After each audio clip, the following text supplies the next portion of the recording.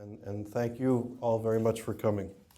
So we're going to have an informal conversation, and I'd like to start by saying that ISGAP, as Mr. Weinberg said, is the only organization dealing with high caliber research. We're trying to create an academic research center of the highest quality to deal with contemporary issues of anti-Semitism, to map and decode what's happening globally.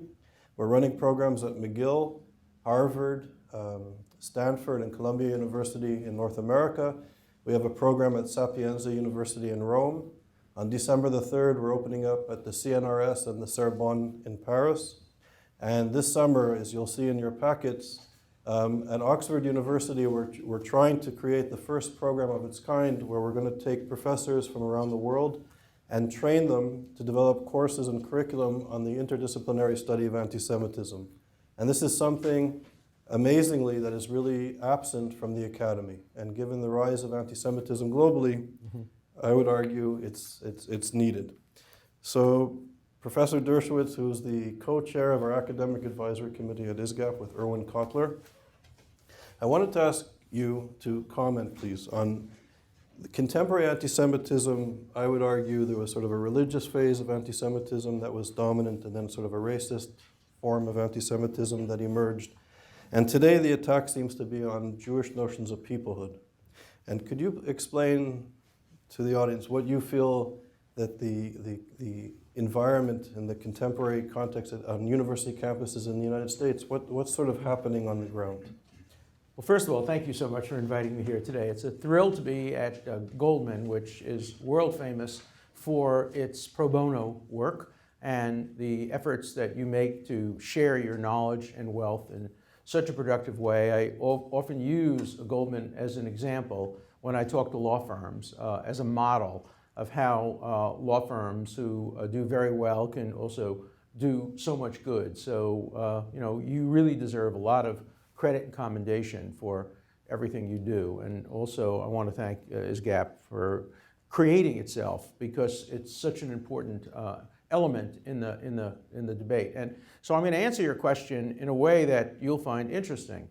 The interesting answer to the question is we don't know the extent, the nature of anti-Semitism on college campuses or in the world, because up until now, it has not been the subject of rigorous academic study. And everything we know is anecdotal. And the reason I'm asked to speak about it so often is I'm part of the anecdote.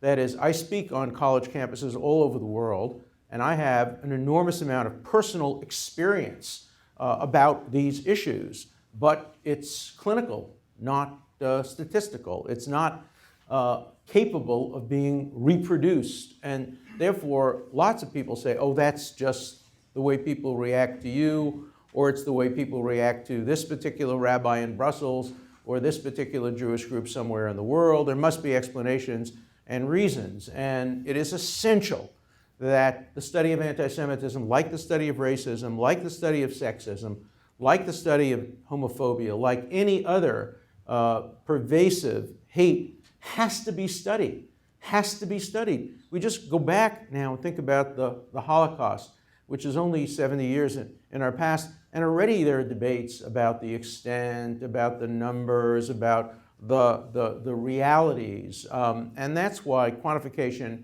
and rigorous academic work, objective, rigorous, replicable academic work really has to be done. So let me begin by talking about different kinds of anti-Semitism. You mentioned it. Let me be a little bit more specific.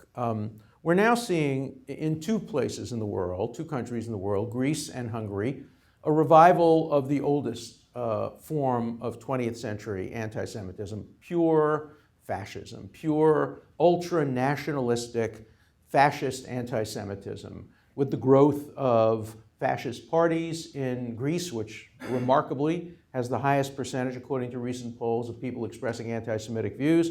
Hungary, which has a long, long history of fascist anti-Semitism, resurrecting itself. And there it's not anti-Zionism, it's pure anti-Semitism coupled, the reason it's not anti-Zionism, it's coupled with even more ferocious anti-Islamic feelings. And so it's the outsider, it's the non-Hungarian, the non-Greek, who is being victimized and objectified, and Jews are, of course, a very important part of that.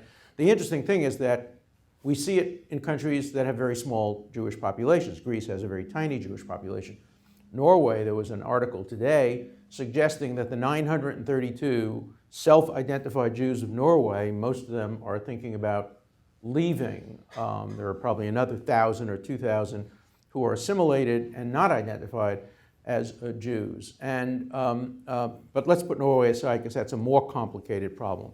So start with the right-wing traditional fascist anti-Semitism, the fascism that brought the Holocaust, which ironically poses the least danger to the Jewish world today. It may pose specific individual dangers to individual Jews who live vulnerably in these countries, but it is not a major, significant factor in anti-Semitism today. The second form, which is pervasive through Europe, particularly in areas with large Muslim populations, is Islamic anti-Semitism.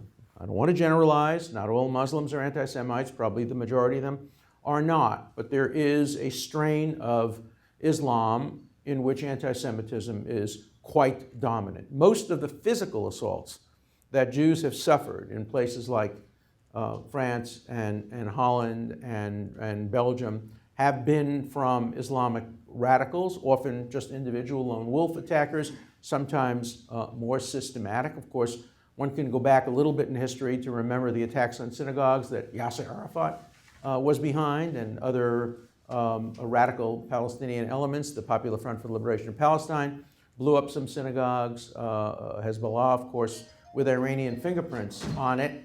Thank you for reminding me. Turn mine off too. With Iranian fingerprints on it, of course, blew up the Jewish Community Center in Argentina and other such places.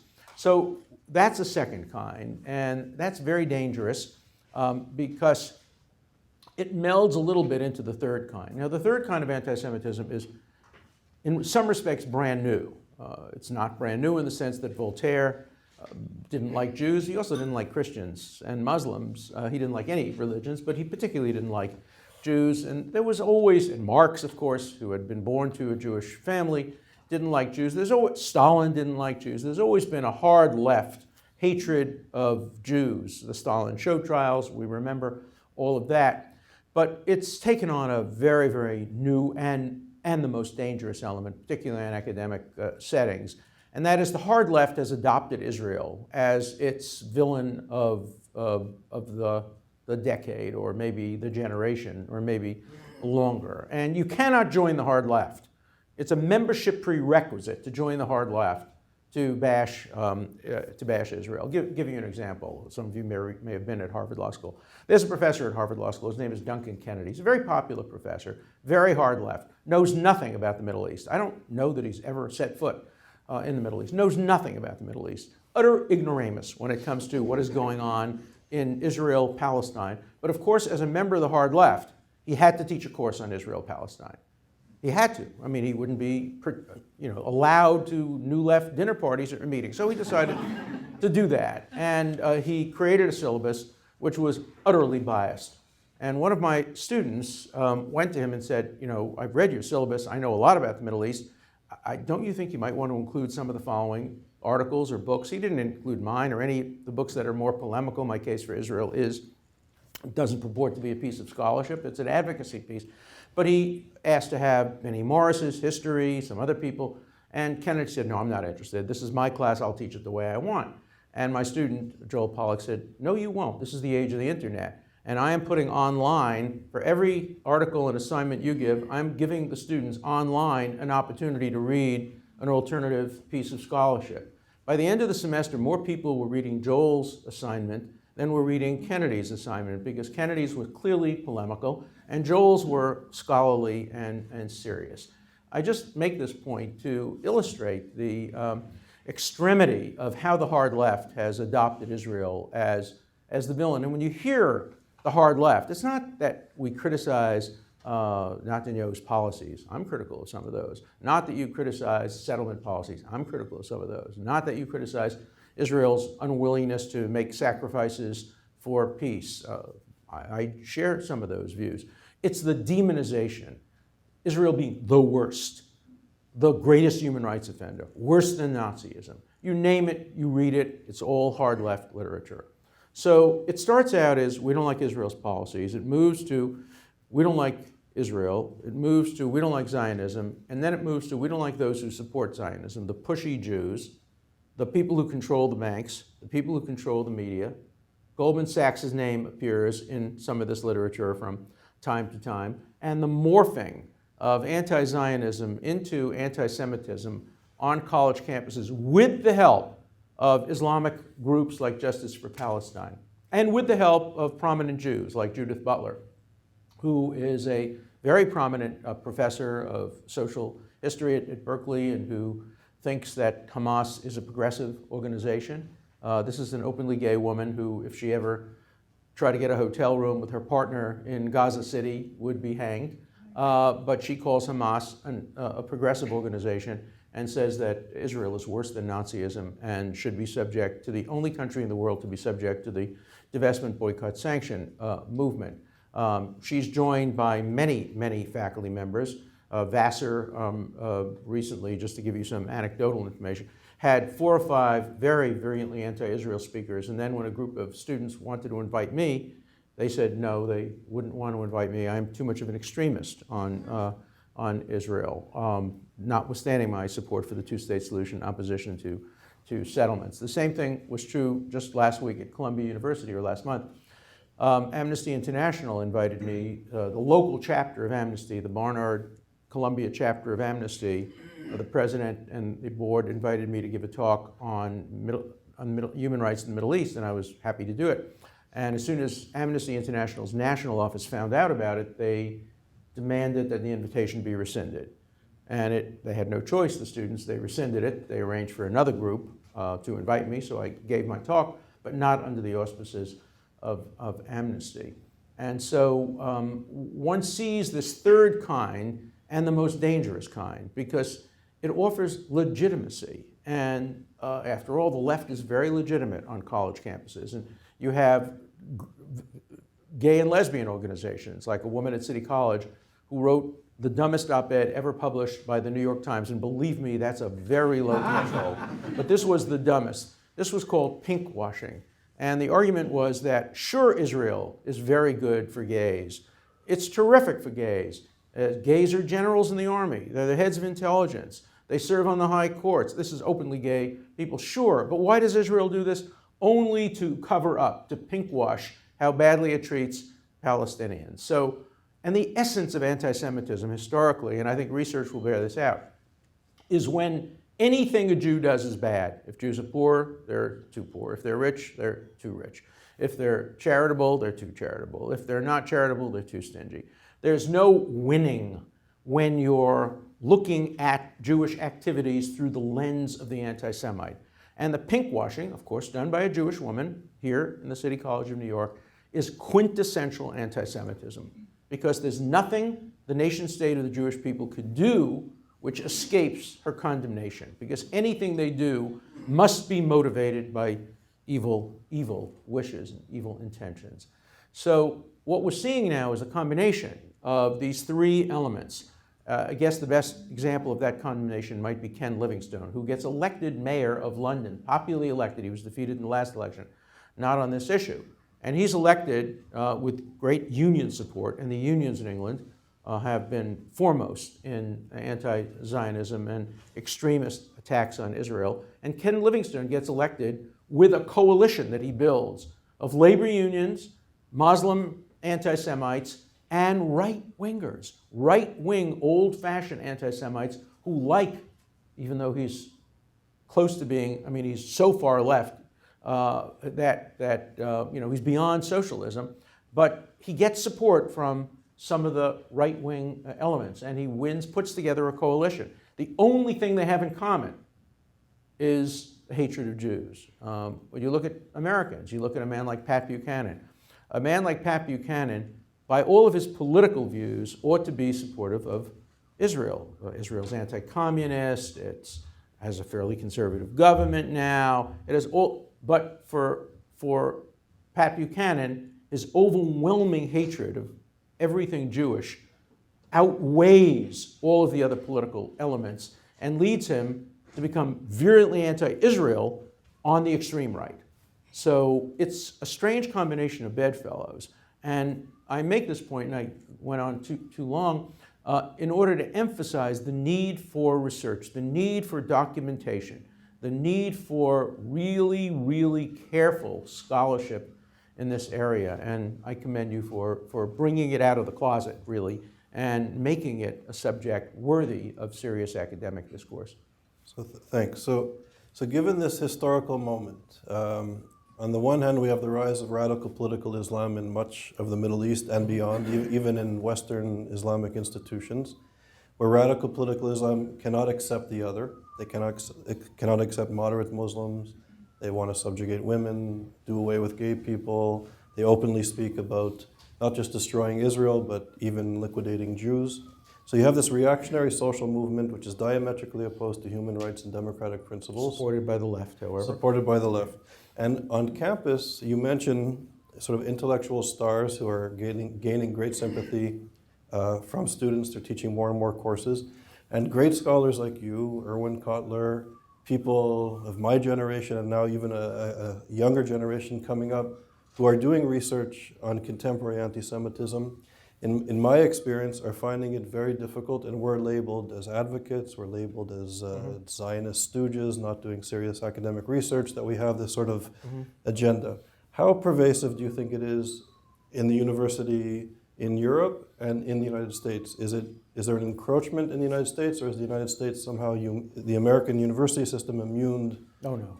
So how do you see this? Not at all. You take a look at Edward Said, for example, who is regarded as a great scholar of Orientalism. If anybody actually reads its book, it's really a piece of academic trash.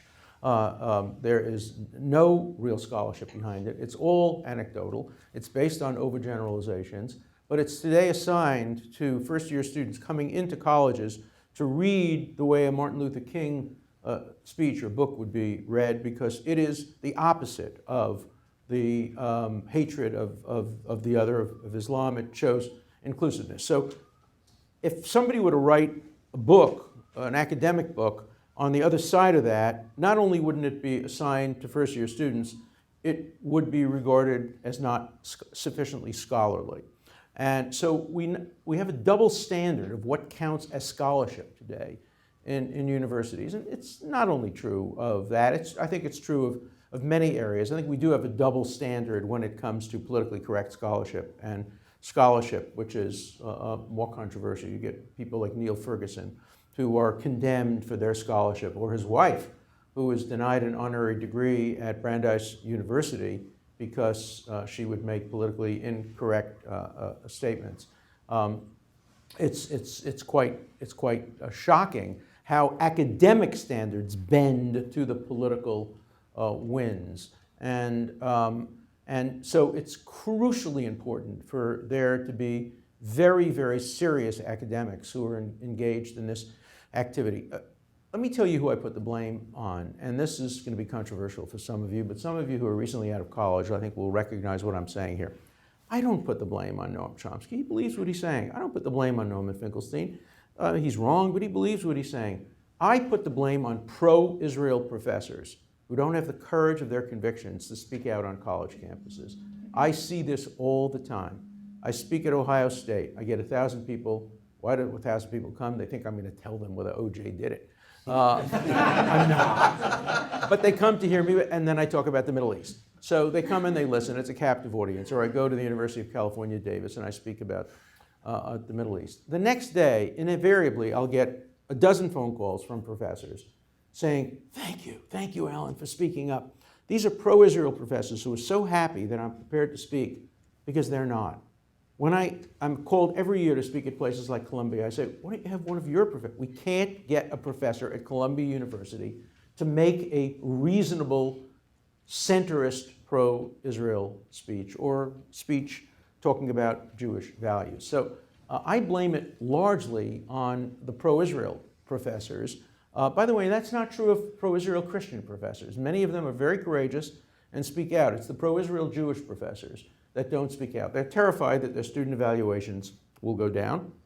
that they will not be invited to honor societies, and they have a basis for it. I can tell you just an anecdotal story. So, and if any of you went to Harvard, I can talk, I'm retired now, so although it's bragging, you'll excuse it. I was a very popular professor. I'd get 500 students applying for 15 places. Barack Obama still doesn't forgive me because twice he got kept out of my class, and as did his wife. So I'm not so popular in the White House, but I'm popular among the students. And the other thing that I'm popular for is because my wife and I invited every single student to our house for dinner, and I had lunch in groups of 4 or 5 with every single student that I have. So I reach out, I mentor students, I thrive on my relationship with students. I love keeping up with my students over a 10-year, 15-year period. When I started doing a lot of pro-Israel advocacy, suddenly my student evaluations went down. They were always 5 out of 5. Suddenly they're 3.8 out of 5 or 4.1 out of 5. And the dean called me in. I thought I was getting called in for a little bawling out. And the dean said, I see what's going on. I said, what do you mean you see what's going on? She said, look at your numbers for accessibility outside the classroom. You're famous for being the most accessible professor outside the classroom. And you're getting 0, 0, 0, 0, 0 from about 15% of the students. So it was clear that 15% of the students got together and decided to give me 0 evaluations for everything. Academic, knowledge of the subject of criminal law, 0, 0, 0, 0. Engaging professor in class, 0, 0, 0, 0. So even if you get 5s from 85%, if you get 0s from 5%, your evaluations go down. I couldn't care less. For me, it was a badge of courage. But for a young assistant professor or associate professor or somebody who's at a school, wants to go to another school, student evaluations are very, very important. Another example. I was blackballed from the American Academy of Arts and Sciences, which is, a distinguished, prestigious group. And it's, of course, I'm probably not eligible for it because it's supposed to be somebody who's not only written a lot of books, but somebody who's also a, quote, public intellectual and operates outside of the university and writes books that are popular and accessible. And I just don't fit that category at all. So I was blackballed. Again, for me, it doesn't matter. But for many professors, that really matters. And so, there is a stigma attached to being pro-Israel. There is a stigma attached to presenting a balanced view. And in academia today, there is no room for nuance on the Middle East. You vote, you're either for or against. And nuanced classes, look at Columbia, the Middle East Studies Department, which has refused to hire anybody who does not oppose strongly Israel. And so it shouldn't be surprising that the study of anti-Semitism is a hard sell for universities because it's perceived as being in the interests of Zionism, in the interests of Israel, in the interests of Jews who are the dominant group. Jewish privilege is now a phrase that's used on college campuses along with white male privilege. There's Jewish privilege. And the one thing universities don't want to do is help privilege people who are privileged. So we get this reaction. So given these personal stories, and I think they're pervasive, it reminds me that anti-Semitism is often called the socialism of fools. And this reminds me of that phrase. So here we are at a very esteemed financial institution. In 2014, we're not at a university, we're not at a human rights organization or the ADL, and we're having this conversation. To what extent do you feel that the crisis, this global crisis politically, with the rise of radical Islam, and it seems the inability for intellectuals to engage this radical Islam and to engage contemporary anti-Semitism in a serious manner, to what extent do you feel that this should be an interest, that this issue should be of interest to people in Goldman Sachs and in the business world? Is this really an important issue, or is this more of an academic exercise? Well, I think anti-Semitism, racism, sexism, homophobia is bad business. It's terrible for business. Hillary Clinton puts it very well. When you disenfranchise half the world, when you discriminate against women, it's very, very bad for business. I mean, if you imagine, it's like when I was a baseball fan in the 1940s before Jackie Robinson came. I mean, Major League Baseball was half of what baseball could have been. When Major League Baseball was open to African Americans, baseball became a fantastic fantastic sport, much better than it had been before, basketball, football, everything like that. When women started to work for Goldman, I'm sure Goldman became a lot more profitable and a lot better. And the idea that you can distinguish between people based on irrelevant factors can't be good for business. And Goldman Sachs is not only about business; it's about business in a just world, in a decent world. And anti-Semitism has to be the concern of everybody. You know, people say anti-Semitism is a sickness, and it's a sickness that has to be diagnosed not among those who are victims of it, but among those who practice it. But it's an illness that spreads. It's a virus. And, do you think I was speaking to Susie Garment, my colleague, earlier, and we were saying how business is predicated on the capacity of goods and services and finances to go uninhibited. And radical political Islam and these reactionary forces, even in Hungary and in Greece, are trying to limit access to markets based on nation or religion. Mm-hmm. So do you think in this sense that anti-Semitism is a threat even to the economic system, or we're not there? I'm not an economist, and that's exactly something that would be a perfect subject for study in an academic setting. Recently, when David Hawking, who I used to admire enormously, Stephen Hawking, who I used to admire enormously, decided he would support the boycott, divest, sanction movement, I publicly challenged him to a debate. And this may sound a little cruel, but I also said I would not, on the BDS movement, I would not object to him using his wonderful voice machine that has given him voice on the ground that it was made in Israel. But here he is advocating BDS and using technology that was developed in Israel. I mean, the one reason BDS can never succeed is that if you were to think about all the innovations made in Israel, made by the Jewish people generally, and the attempt to boycott, I mean, you know that when the Arab boycott was on, it was not only against Israel, it was against Jews. They wouldn't allow Steven Spielberg films to be shown, or films made by other openly Jewish film makers. So, of course, it's a burden on commerce. You know, for every burden on commerce, there are people willing to take advantage of it, of course. We know that. And so opportunists will always say that they can make money where others are prepared to live by principle. But this is a subject, should be a subject of study. A subject of study also would be how academically, what appropriate responses to the boycott, divestment, sanction movement are legislatively, judicially, and economically. I mean, economics are a very important way of fighting bigotry. People ask me all the time what my most important case was, and it's never the ones you think about. The most important case I ever did was Natan Sharansky's case, when Erwin Kotler and I represented him for 8 years. He didn't even know we were his lawyers. We were retained by his mother and his wife, who had no contact with him. And we worked our head off to get him out. Our mission was to get him out in time for his wife to have children. She was then in her early 30s, and we managed to do that. And he had two children and some grandchildren now. I consider myself their godparent, so their legal godparent.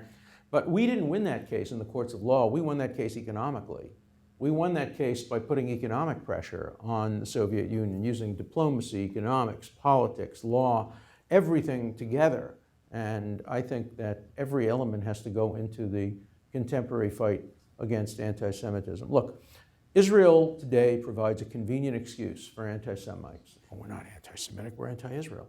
You know, it's interesting, Pat Buchanan's history. Pat Buchanan started life as an anti-Semite.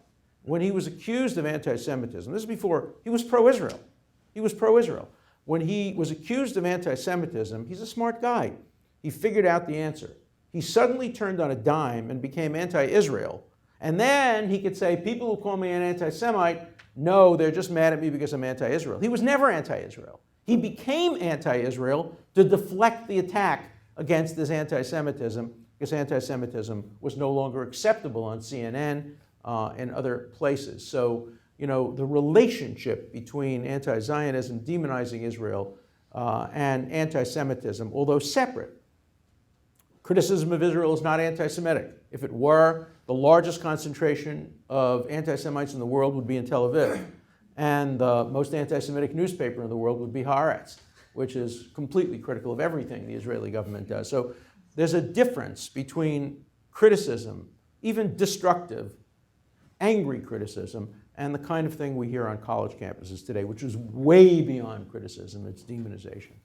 So we're going to have to end it here because of time constraints. So thank you for listening. Thank you very much, Professor Alan Dershowitz.